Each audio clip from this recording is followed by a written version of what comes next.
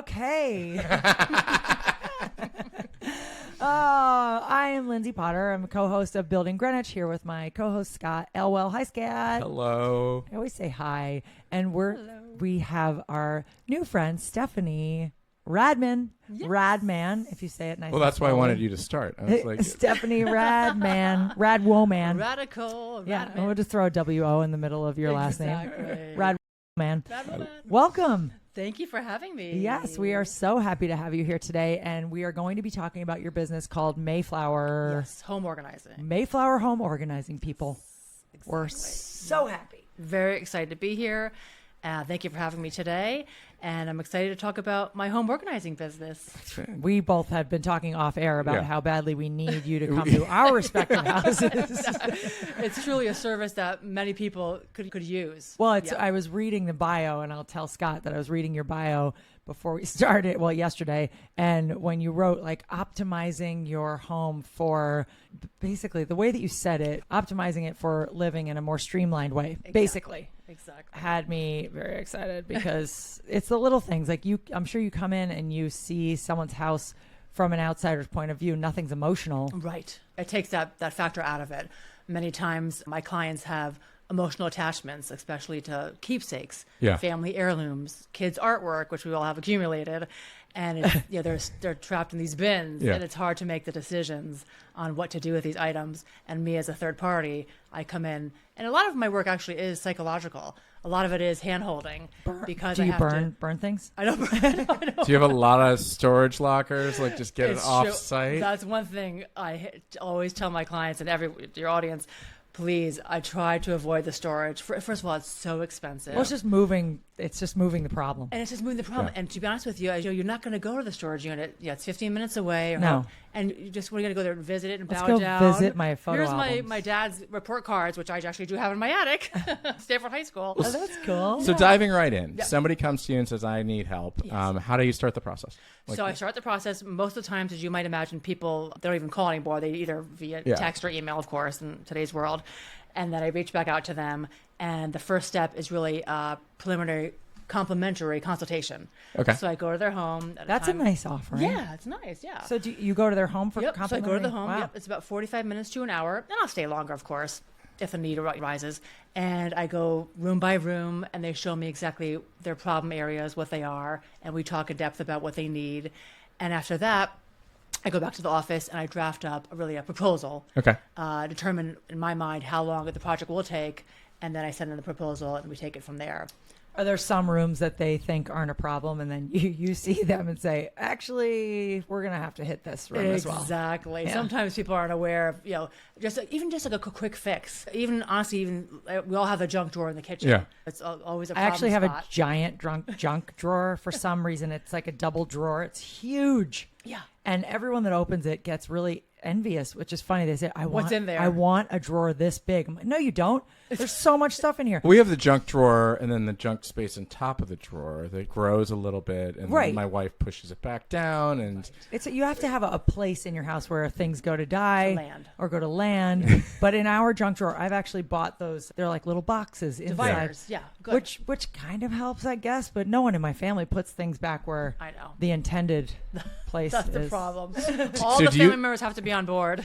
and speaking of that, do you get a lot of spouses that basically get you over to give a hint to the other spouse? Exactly. Even for for a Like, father. hey, honey. Yeah, even for a Father's Day, someone reached out. Father's Day's coming up. It is? I had no idea. Yes, and then Doesn't seem to matter. I know the does time it? is going by fast. We love the dad. Let's give course the dad it some matters. credit. Oh, Megan just planned something else for Father's Day. She said, do you mind if we do this? I said, fine, whatever. But okay, so somebody hires, you come over, hint to the spouse. Exactly. And then where do we go from there? And then I just try to go get a hold of their hands. A lot of times they'll be a little bit hesitant or they're a little fearful. Please don't touch my things. I like them as they are. Fair. Which is everyone can understand that, and we try to be obviously respectful. Yeah. Of the client's wishes. But once you get started and you talk them through it, really, they turn the corner and come on board with it, and they see, at the end of the day. The result is and everything. it's like amazing. They're just like, my gosh, my life is going to be so much. Just get these T-shirts in order, rather as opposed to a towering mess of clothes on the floor. So it's really helpful. And then do you bill just based upon the whole project, or is it by room? Obviously, it's catered to each individual Exactly. group. So every project is different, of course. So I bill hourly. Yep. And we have a team, of course. So it's really just it's an hourly rate per team member. Okay. So That's again, smart. back to that proposal I send out to the client initially, it kind of details an approximation. So let's say like a primary bedroom closet could be like, depending on how large it is, 10 to 14 hours. So I give a range of time. So it's within that time. And then however many people, Exactly. and they can decide, this is my budget. Exactly. Okay. Good question, because good point, rather. Many times people have a budget. They say, I can only spend X dollar. Yeah. So I will definitely work within that budget. And oftentimes they'll say, on a monthly income, fixed income, they'll say, can we do half a day here, half a day maybe in 2 months? So the companies, we're very flexible that way. Right. We're happy we just want to do the work and help you and your family. We're happy to accommodate your needs. You also consult if they need to bring in a new closet organizer, Exactly. more stuff, more geared at. Yep. A lot of times, I think you probably both have friends who've done these fancy garages with the special epoxy floors.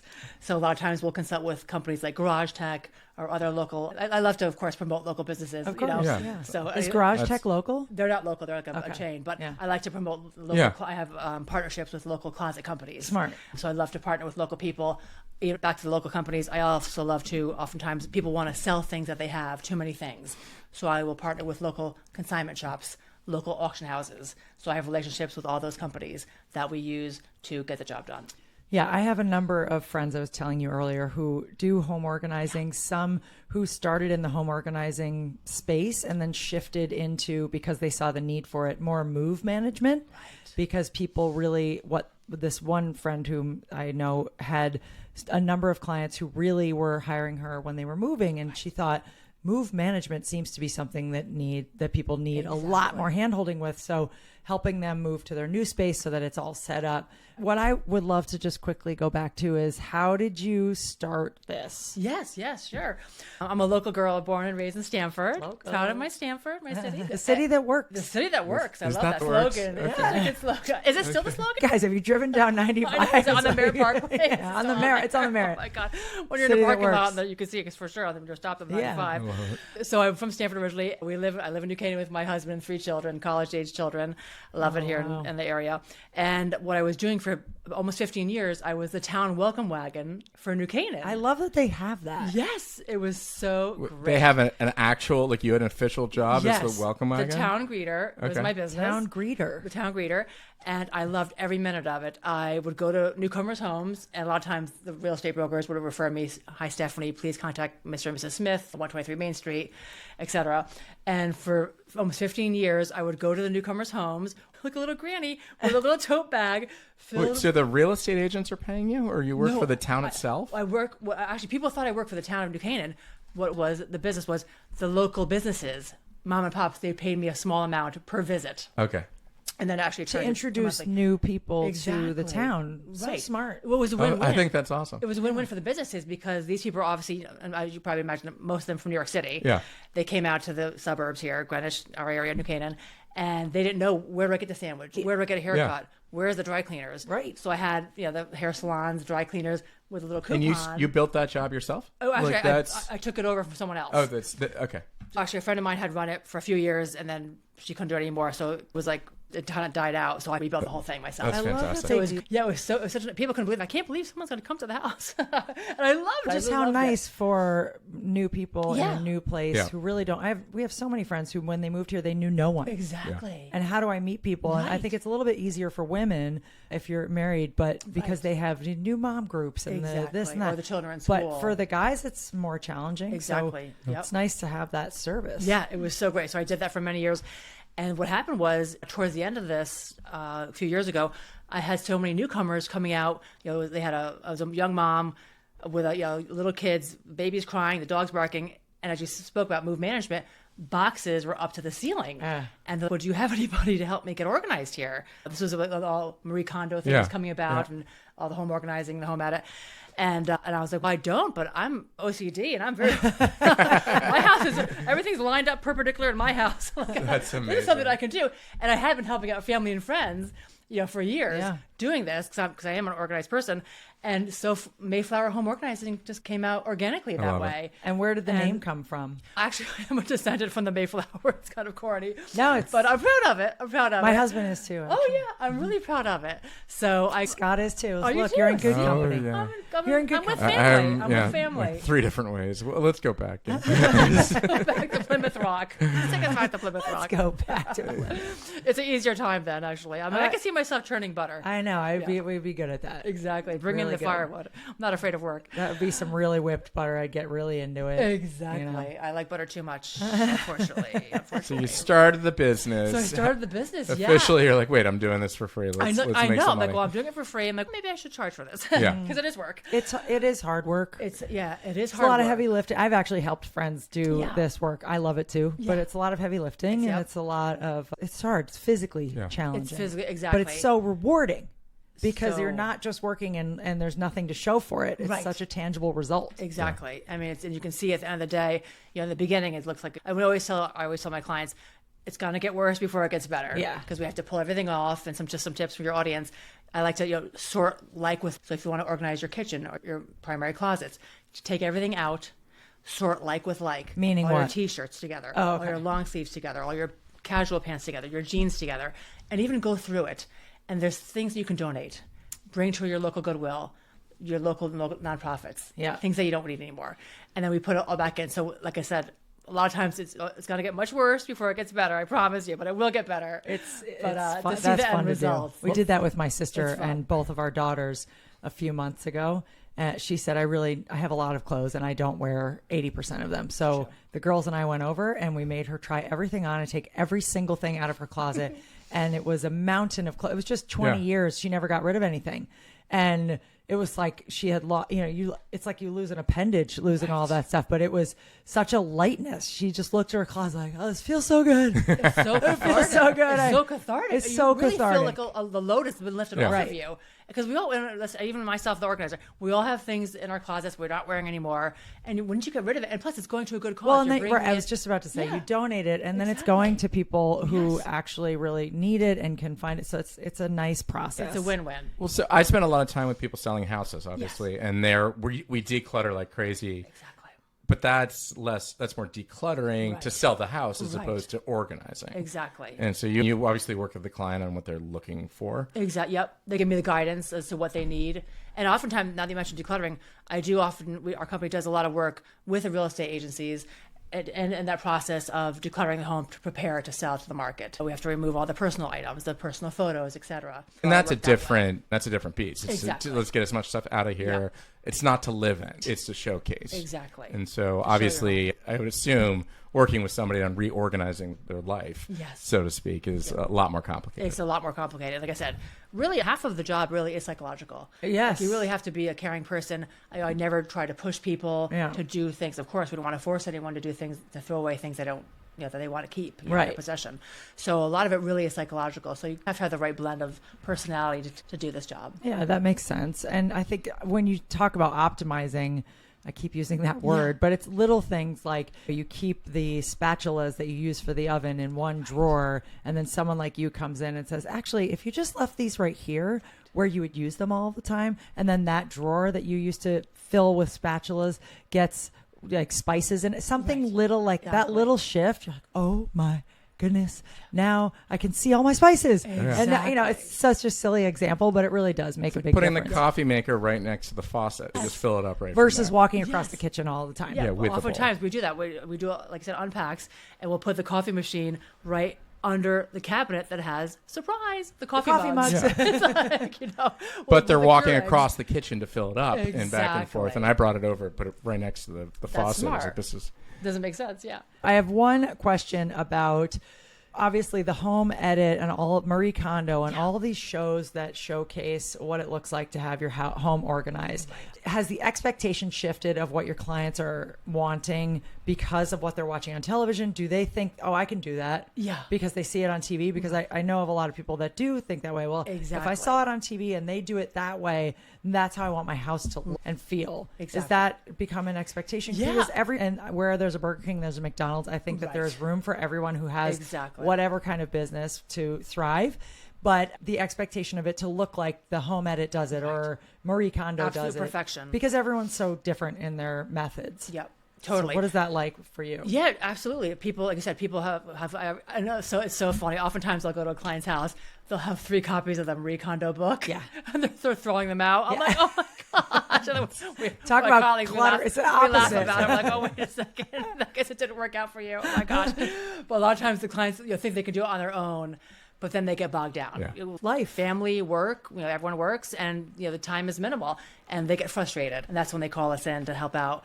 But the expectations are high. People want things just, especially in our area where things, The way they want things labeled and the bins that they want to use, very particular, which is fine as long as you, do you give them options? I do, in your I do. proposals? Okay. So I know that there are, and Scott might not know this, but I do because I also love organizing, but I know, and through my friends who are organizers and move managers, that there are different tiers of what you can spend on these organizing bins. Yes. Oh, I know this well. Oh, okay. During COVID, we Okay. moved out for a couple months to a family spot. We came home, and suddenly there are boxes at our house.